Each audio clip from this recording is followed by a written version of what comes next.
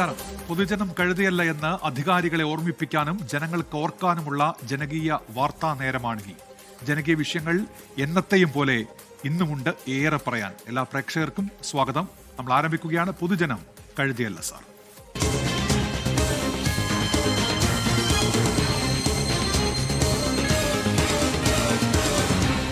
പൊതുജനം കഴുതയല്ല സാർ. കോഴിക്കോട് കാപ്പാട് നിന്നും കൊയിലാണ്ടി ഹാർബർ വരെയുള്ള തീരദേശ റോഡ് തകർന്നിട്ട് 10 വർഷമായിട്ടും സഞ്ചാരയോഗ്യമാക്കാൻ ഒരു നടപടിയുമില്ല. കൊയിലാണ്ടി ഭാഗത്ത് നിന്ന് കാപ്പാട് വിനോദസഞ്ചാര കേന്ദ്രത്തിലേക്ക് പോകുന്നവർക്കും ഹാർബറിലേക്ക് നിത്യേന പോയി വരുന്ന മത്സ്യത്തൊഴിലാളികൾക്കും യാത്ര ദുരിതമായിരിക്കുകയാണ്. കടൽ ഭിത്തി ശാസ്ത്രീയമായി നിർമ്മിച്ച് സംരക്ഷിച്ചാൽ മാത്രമേ റോഡ് നിലനിൽക്കുകയുള്ളൂ. കോഴിക്കോട് നിന്ന് അജി കുഞ്ഞുമോൻ തയ്യാറാക്കിയ റിപ്പോർട്ട് കാണാമിനി. കാപ്പാടുകാരുടെ കഷ്ടപ്പാട്. പ്രേക്ഷകർ ഇപ്പോൾ കണ്ടുകൊണ്ടിരിക്കുന്ന ഒരു റോഡാണ്. ആ റോഡിന്റെ ബാക്കിയാണ് ഞാനിപ്പോൾ ഇറങ്ങി നിൽക്കുന്ന ഈ കുഴി. ഞാൻ നിൽക്കുന്നത് പ്രശസ്തമായ ചരിത്രമുറങ്ങുന്ന കാപ്പാട് ബീച്ചിലാണ്. കാപ്പാട് ബീച്ചും കൊയിലാണ്ടിയും തമ്മിൽ ബന്ധിപ്പിക്കുന്ന പ്രധാനപ്പെട്ട റോഡാണ്. ആ റോഡ് കഴിഞ്ഞ 10 വർഷമായി അനുഭവിക്കുന്ന, അതിലൂടെ യാത്ര ചെയ്യുന്നവർ അനുഭവിക്കുന്ന ദുരവസ്ഥയാണ് ഈ കാണുന്നത്.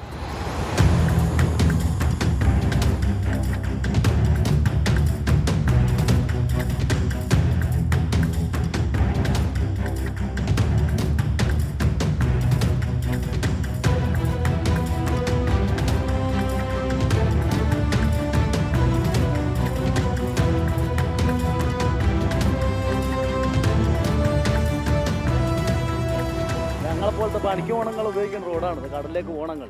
ആ റോഡാണ് തോതിലായത്. ഒരാൾ തിരിഞ്ഞു നോക്കാനില്ല. ഇവിടെ MLA ഉണ്ട്, മന്ത്രി ഉണ്ട്, എല്ലാവരും ഉണ്ട്. തിരിഞ്ഞു നോക്കാണ്ടാണ് ദാസനെടുത്ത് കാട്ടിലേക്ക് എറിഞ്ഞത്. ഇനിയിപ്പോൾ അടുത്ത ആളെ ജയിപ്പിച്ചു പ്രവീൺ കുമാർ, അവനെങ്കിലും തിരിഞ്ഞു നോക്കിയെങ്കിൽ മതി. റോഡ് കുറേ വർഷങ്ങളായി. അടുത്തിപ്പോൾ ഇപ്പോൾ നമ്മൾ ഈ പാലമുണ്ട് കൊയിലാണ്ടി വളപ്പിൽ പറഞ്ഞൊരു പാലം, അവിടം വരെയാണ് ഇപ്പോൾ റോഡ് നന്നാക്കിയത്.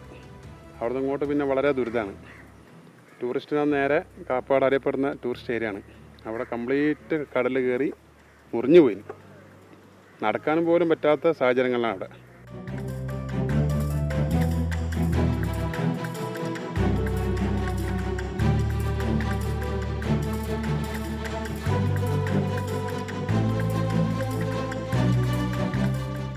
ഇത് കഴിഞ്ഞ കൊല്ലവും പിന്നെ അതിൻ്റെ മുന്നത്തെ കൊല്ലമായിട്ട് കൂടുതൽ തകർന്നത്. ഇവിടെ ഈ 2-3 പ്രാവശ്യമായിട്ട് സീവാള് ഇവിടെ ഇട്ടിട്ട് എല്ലാം മണ്ണിലേക്ക് പതിഞ്ഞു പോവുക ചെയ്തു. പിന്നെ മുഹമ്മദ് റിയാസ് കഴിഞ്ഞ പ്രാവശ്യം വന്ന് പറഞ്ഞിരുന്നു പെട്ടെന്ന് ശരിയാക്കുമെന്ന്. ഒന്നായിട്ടില്ല. പിന്നെ ഈ പ്രാവശ്യം ഈ ഗവൺമെൻറ്റിലാണ് ഞങ്ങൾ പ്രതീക്ഷ. ഒരുപാട് ആളുകൾ യാത്ര ചെയ്യുന്ന റോഡാണത്. കൊയിലാണ്ടി ഹാർബറിലേക്ക് പോകാൻ വരാനുള്ളത്.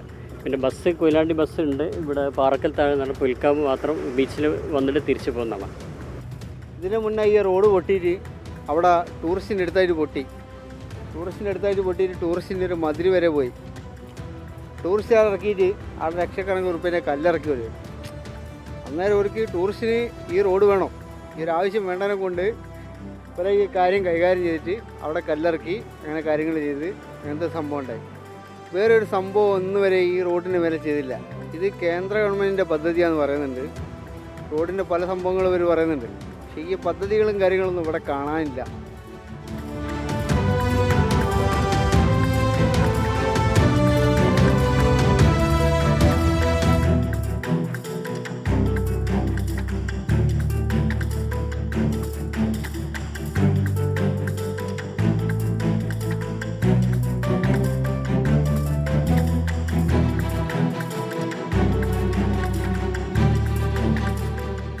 തിരമാല ഇങ്ങനെ ആഞ്ഞടിക്കുന്ന കാണാൻ നല്ല രസമുണ്ട്. പക്ഷേ സാഹസികത നിറഞ്ഞതാണ് ഇതിലൂടെയുള്ള യാത്ര.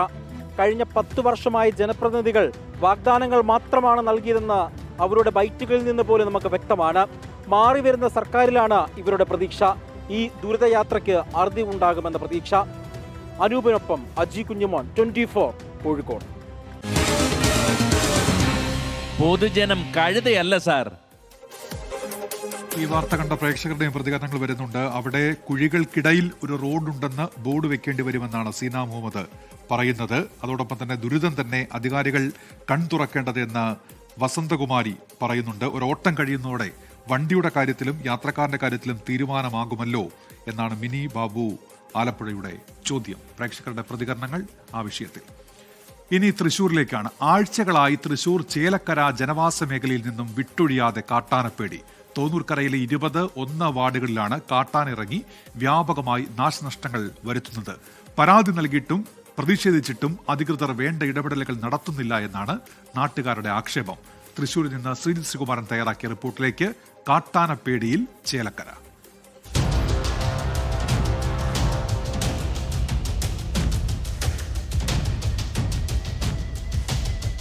കാട്ടാനശല്യം കൊണ്ട് പൊറുതി മുട്ടിയിരിക്കുകയാണ് തൃശൂർ ചേലക്കരക്കാർ. രാത്രിയായി കഴിഞ്ഞാൽ കാടിറങ്ങി വരുന്ന കാട്ടാനകളെ ഓടിക്കാൻ വനംവകുപ്പ് ഒന്നും ചെയ്യുന്നില്ലെന്നാണ് ഈ നാട്ടുകാരുടെ പരാതി. വീട്ടിലെ കൃഷിയിടങ്ങൾ പൂർണ്ണമായി കാട്ടാനകൾ കൈക്കലാക്കി കഴിഞ്ഞു.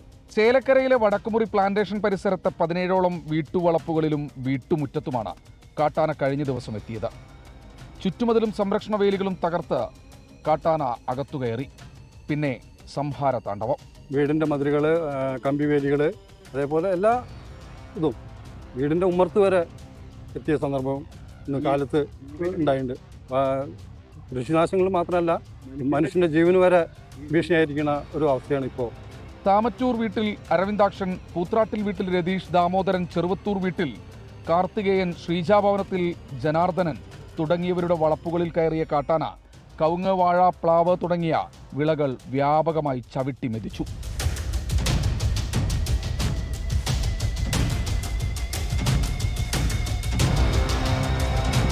ഇന്നലെ അർദ്ധരാത്രി മുതൽ പുലർച്ചെ 6 മണിവരെ കാട്ടാന പ്രദേശത്ത് തമ്പടിച്ചിരുന്നു. കാട്ടാനയെ നേരിൽ കണ്ടതോടെ ജനങ്ങളും പരിഭ്രാന്തരായി. ഇനി MP എന്നല്ല, MLA എന്നല്ല, പഞ്ചായത്ത് പ്രസിഡന്റ് എന്നല്ല, എല്ലാവരും വഴി തടഞ്ഞ് ഞങ്ങൾ സമരം ചെയ്യാൻ ഇത് മുന്നോട്ട് പോയിക്കൊണ്ടിരിക്കുകയാണ്.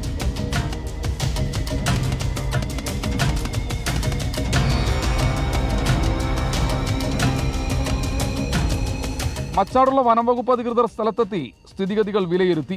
ജനങ്ങളുടെ ജീവനും സ്വത്തിനും ഭീഷണി ഉയർത്തുന്ന കാട്ടാനശല്യം പരിഹരിക്കാൻ അധികൃതർ തയ്യാറാകണമെന്നും ഇല്ലെങ്കിൽ ശക്തമായ പ്രക്ഷോഭമെന്നുമാണ് പ്രദേശവാസികൾ പറയുന്നത്.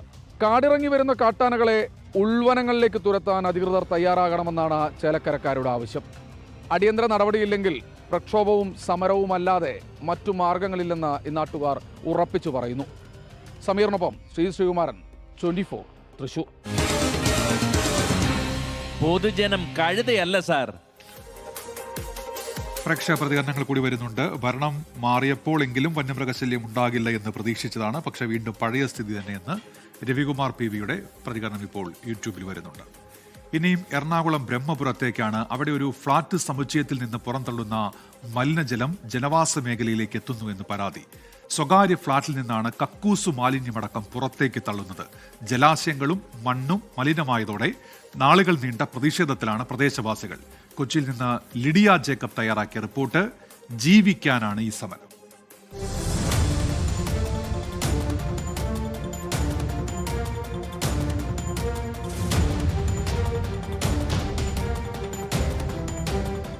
ഈ പ്ലാറ്റിൽ നിന്ന് ഉള്ള വെള്ളങ്ങളും ഇതെല്ലാം നമ്മുടെ വേലിക്കകത്തേക്കും കെൻറ്റിലേക്കും ഈ ചുറ്റുവട്ടം കിടക്കുന്ന എല്ലാ സ്ഥലങ്ങളിലേക്കും കെൻറ്റിലേക്കും ആണ് പോണത്. വെള്ളം കുടിക്കാൻ കൊള്ളൂല. എനിക്ക് ആരെങ്കിലും എന്തെങ്കിലും പൈസയൊക്കെ തന്നാണ് നമ്മൾ മേടിക്കുന്നത്. നമുക്ക് വേറെ പിന്നെ ഈ നാട്ടുകാർക്കടെ അയൽവാസികൾക്കടെയൊക്കെ ഇതുകൊണ്ട് നമ്മൾ ജീവിച്ചു പോണ്. എനിക്ക് അറ്റാക്കൊക്കെ വന്ന് ഇതിലെ ബ്ലോക്ക് വന്ന് അങ്ങനെയൊക്കെ ജീവിക്കണം. അമ്മ 90 വയസ്സായ അമ്മയാണ്. ഞങ്ങൾക്ക് ആ മക്കളൊന്നുമില്ല. വെള്ളം കുടിക്കാൻ കൊള്ളൂല ഞങ്ങൾക്ക്. കോടതി പറഞ്ഞ്, പഞ്ചായത്ത് പറഞ്ഞ്, ഹെൽത്ത് സെൻ്ററിൽ നിന്ന് വന്നു, എല്ലാവരും അവരോട് പറഞ്ഞു. ഇവരെന്ത് ഭാവിച്ച ഈ ചുറ്റുവട്ടം കിടക്കുന്ന ആൾക്കാരെ നശിപ്പിച്ചിട്ടാണ്. അവർക്ക് എന്തെങ്കിലും അതിന് മാർഗം കാണാൻ പാടില്ലേ.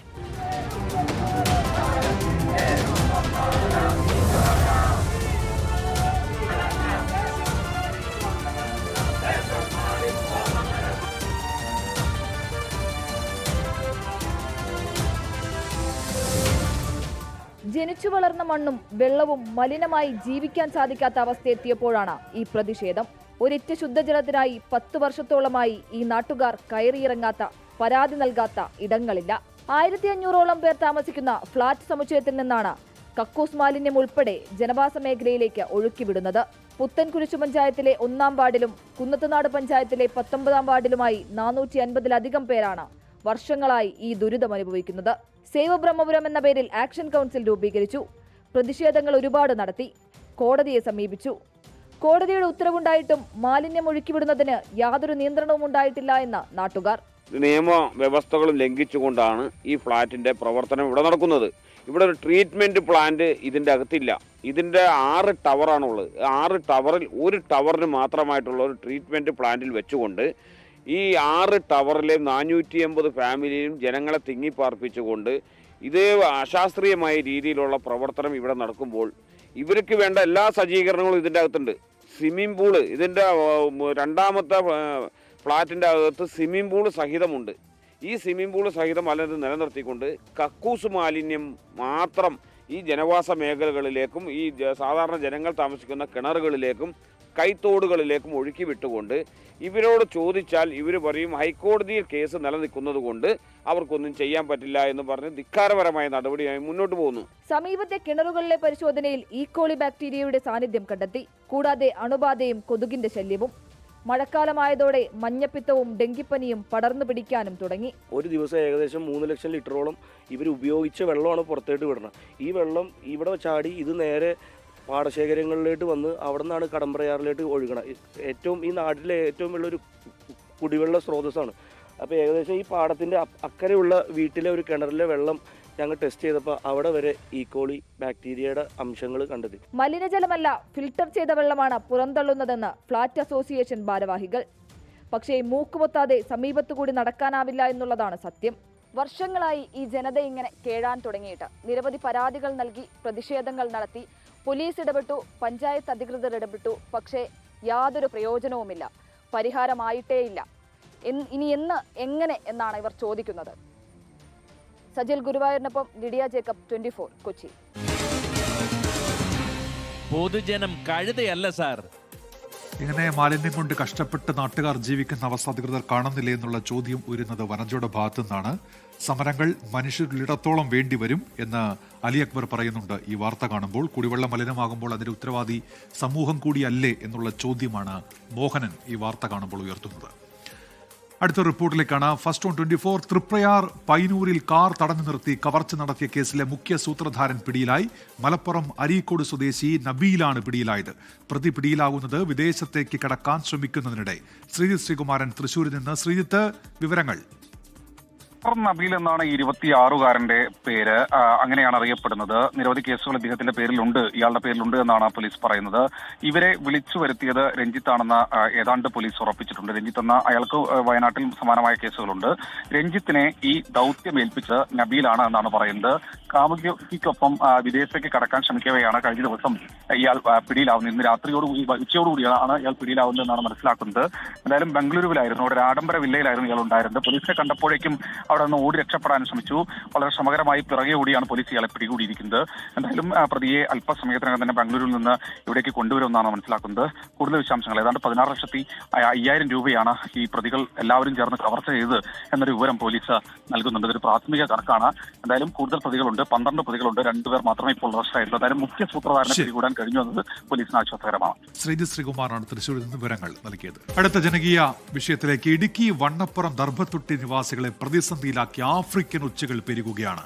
കൃഷിവിളകൾ പൂർണ്ണമായും ഒച്ചുകൾ നശിപ്പിക്കുന്നു. പ്രതിരോധ മാർഗങ്ങൾ പലതും നടത്തിയെങ്കിലും ഒരു ഫലവും ഉണ്ടായിട്ടില്ല. രാഹുൽ വിജയൻ തയ്യാറാക്കിയ റിപ്പോർട്ടിലേക്കാണ്. പെറ്റുപെരുകുന്ന ആഫ്രിക്കൻ ഒച്ചുകൾ. ലോകത്തിലെ ഏറ്റവും അപകടകാരിയായ അധിനിവേശ ജീവികളിൽ ഒന്നാണ് ആഫ്രിക്കൻ ഒച്ച്.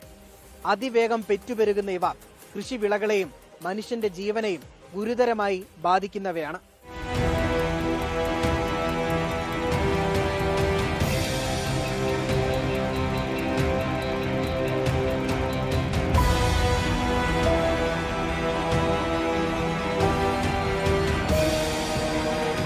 ദർഭത്തൊട്ടി കള്ളിക്കാട്ട് KV ജോർജിന്റെ കൃഷിയിടത്തിലും വീട്ടിലുമാണ് ആഫ്രിക്കൻ ഒച്ചുകൾ വ്യാപകമായി എത്തിയത്. അയൽവാസികളായ പാറയിൽ ബെന്നി, പാറയ്ക്കൽ രാജീവ് ഭാസ്കരൻ എന്നിവരുടെ പുരയിടത്തിലും ഇവയുടെ ശല്യമുണ്ട്. കൃഷിയിടത്തിലെ വിളകളുടെ ഇലകളെല്ലാം ഒച്ചുകൾ തിന്നു നശിപ്പിച്ചു. വണ്ണപ്പുറം കൃഷിഭവനിലെ ജീവനക്കാർ ഒച്ചിനെ നിയന്ത്രിക്കാൻ ചില മാർഗങ്ങൾ ക്ലാസ് എടുത്തു നൽകിയെങ്കിലും അത് പ്രായോഗികമല്ല എന്നാണ് നാട്ടുകാർ പറയുന്നത്. ഞാനിപ്പോൾ 4 ദിവസമായിട്ട് ഇത് രാത്രി 8 മണിയാകുമ്പോൾ പോയി അടിച്ചുവാരിക്ക് ഇങ്ങനെ തോണ്ടിയെടുത്ത് ബക്കറ്റിലിട്ടിട്ട് വന്ന് ഉപ്പിട്ട് വയ്ക്കുകയാണ്. അത് രാവിലെ ഞാൻ ചത്തിരിക്കും. അത് പിന്നെ കുഴിച്ചിടുക. പയറിൻ്റെ അവിടെ ഉണ്ടായിരുന്നു അത് മുഴുവൻ തിന്ന് അതിൻ്റെ നശിപ്പിക്കുക. പിന്നെ ഉള്ള ചെടിയൊക്കെ ഈ ചെടിയുടെ ചെടിച്ചട്ടിയിലൊക്കെ നിറഞ്ഞ് പൊതിഞ്ഞിരിക്കുന്നുണ്ട്. കൃഷി ഓഫീസർ വന്നിട്ട് പുള്ളി പറഞ്ഞ് ഇതിന് പ്രത്യേകം ഒരു മരുന്നുണ്ട്, അത് അടിക്കുവാണെങ്കിൽ പോകുക, അല്ലെങ്കിൽ തുരിശും ഈ കളനാശിനിയോടെ കൂട്ടി അടിക്കാൻ പറഞ്ഞു. വൈകുന്നേരങ്ങളിലാണ് സാധാരണ ഇത് കൂടുതലായിട്ട് കാണുന്നത്. രാത്രിയിൽ എന്നിട്ട് ഒച്ചിനും ഉപ്പും അതുപോലെ തന്നെ കളനാശിനിയും കൂടെ കൂട്ടി അടിക്കുക ഇത്. എന്നിട്ട് എന്നാണേലും വൈകിട്ട് നല്ലപോലെയുണ്ട്. കപ്പയിലൊക്കെ കയറി അതൊക്കെ നശിപ്പിക്കണു. നട്ടുവയ്ക്കുന്ന സാധനങ്ങളെല്ലാത്തിനും ഇലയൊക്കെ മൊത്തം തിന്ന് പൂച്ചെടികളെല്ലാം നശിപ്പിക്കുകയാണ്. ഒച്ചുശല്യം നിയന്ത്രിക്കാൻ കൃഷിവകുപ്പിന്റെ ഭാഗത്തു നിന്നും നടപടി വേണമെന്നാണ് ഇവരുടെ ആവശ്യം. കഴിഞ്ഞ ഏതാനും മാസങ്ങളായി വണ്ണപ്പുറം പഞ്ചായത്തിലെ ചില വാർഡുകളിൽ ആഫ്രിക്കൻ ഒച്ചുശല്യം അതിരൂക്ഷമായിരുന്നിട്ടും കൃഷിവകുപ്പിന്റെ ഇടപെടൽ കാര്യക്ഷമമല്ലെന്നാണ് പരാതി. ഉപ്പ് ഉപയോഗിച്ച് ഒച്ചുകളെ നശിപ്പിക്കാം, എന്നാൽ കൃഷിഭൂമിയിൽ ഉപ്പ് വിതറുന്നത് പ്രായോഗികമല്ല. ചൂടുള്ള സമയങ്ങളിൽ മണ്ണിനടിയിൽ കഴിയുന്ന ഇവയെ പൂർണ്ണമായും തുടച്ചു നീക്കുന്നതിന് വർഷങ്ങൾ തന്നെ വേണ്ടിവരും.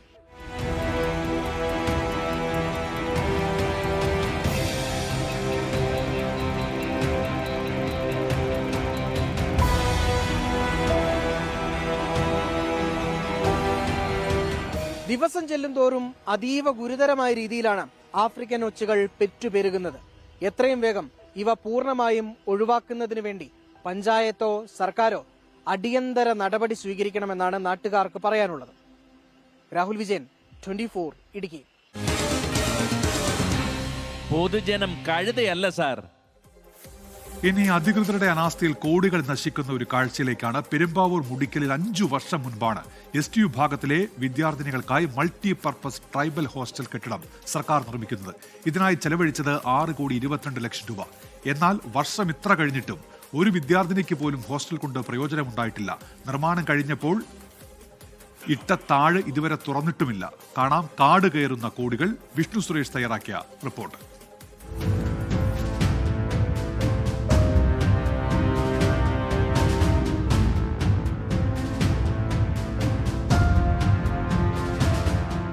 ഒന്നും രണ്ടുമല്ല 6,22,00,000 മുടക്കി നിർമ്മിച്ച കെട്ടിടമാണ് ചോദ്യചിഹ്നമായി നിൽക്കുന്നത്. വിദ്യാഭ്യാസ വകുപ്പിന്റെ കീഴിൽ SC/ST വിഭാഗത്തിൽപ്പെട്ട വിദ്യാർത്ഥിനികൾക്ക് ഹോസ്റ്റൽ സൗകര്യത്തിനു വേണ്ടിയാണ് ആ കെട്ടിടം നിർമ്മിച്ചത്. ആരും തിരിഞ്ഞു നോക്കാനില്ലാത്തതുകൊണ്ട് കള്ളന്മാർ പലതും കൊണ്ടുപോയി. മനുഷ്യന്മാർ വരാത്തതുകൊണ്ട് തെരുവു നായ്ക്കൾ അവരുടെ റെസ്റ്റ് ഹൗസ് ആക്കി മാറ്റിയിട്ടുണ്ട്. കെട്ടിടം ഇങ്ങനെ നശിച്ചു പോകുന്നതിൽ ജനപ്രതിനിധികൾക്കാർക്കും ഒരു പ്രശ്നവുമില്ല. എന്നാൽ നാട്ടുകാർക്ക് അങ്ങനെ മിണ്ടാതിരിക്കാൻ പറ്റില്ലല്ലോ. പിന്നോക്ക വിഭാഗത്തിന്റെ തന്നെ വനിതകളുടെ ഹോസ്റ്റൽ ഇവിടെ പണിയുകയും ചെയ്തു. ഏതാണ്ട് 5 വർഷമായി ഇവിടെ ഈ മുഴുവനായി പണി തീർത്ത് കൂട്ടിക്കിടക്കുവാൻ തുടങ്ങിയിട്ട് ഇതുവരെ ഒരു വിദ്യാർത്ഥി പോലും ഇവിടെ താമസിച്ചിട്ടില്ല, ഇവിടെ വന്നിട്ടുമില്ല. അതിനിടയിൽ ഈ ബിൽഡിങ്ങിന്റെ വയറിംഗ് ഒക്കെ അന്യസംസ്ഥാന തൊഴിലാളികളിൽപ്പെട്ട ചിലർ ഊരിക്കൊണ്ടുപോവുകയും അത് വിൽക്കാൻ ചെന്ന സ്ഥലത്ത് വെച്ച് അവരെ പിടികൂടിയപ്പോഴാണ് ഇത് ഈ സ്കൂളിൽ നിന്നാണിത് കൊണ്ടുപോയതെന്ന് അറിയുന്നത്. ഇന്നും ഇത് പൂട്ടിക്കിടക്കുകയാണ്. ഇന്ന് വേറൊരു ശല്യം കൂടി ഇവിടെ വന്നിട്ടുണ്ട്. തെരുവ് നായ്ക്കളുടെ ഒരു സ്ഥലമായി മാറിയിരിക്കുകയാണ് ഇതിന്റെ അകമൊക്കെ. ഒരു പതിറ്റാണ്ട് മുൻപ് പ്രദേശവാസിയായ സ്വകാര്യ വ്യക്തി സർക്കാരിന് സ്കൂൾ നിർമ്മിക്കുന്നതിന് സൗജന്യമായി നൽകിയ സ്ഥലത്താണ് കെട്ടിടം നിർമ്മിച്ചിരിക്കുന്നത്. എന്തുകൊണ്ട് ഉദ്ഘാടനം നടത്തുന്നില്ല എന്ന ചോദ്യത്തിന് ആർക്കും ഉത്തരമില്ല. ഇനി ഉദ്ഘാടനം നടത്തണമെങ്കിൽ തന്നെ അറ്റകുറ്റപ്പണികൾ ഏറെ ബാക്കിയുണ്ട്. സാധാരണക്കാരുടെ നികുതി പണം കൊണ്ട് കെട്ടിപ്പൊക്കുന്ന സർക്കാർ കെട്ടിടങ്ങൾ അടഞ്ഞു കിടക്കുന്നത് പുതിയ കാഴ്ചയല്ല. എത്രയോ തവണ പറഞ്ഞിട്ടുണ്ട് ഇതിനെക്കുറിച്ച്. പെരുമ്പാവൂരിലെ ഈ കെട്ടിടം ഉടൻ തുറന്നു കൊടുത്തില്ലെങ്കിൽ അത് നികുതി അടക്കുന്ന സാധാരണക്കാരോടുള്ള വെല്ലുവിളിയാണ്. കൊച്ചിയിൽ നിന്ന് വിഷ്ണു സുരേഷ്, 24. പൊതുജനം കഴുതയല്ല സാർ.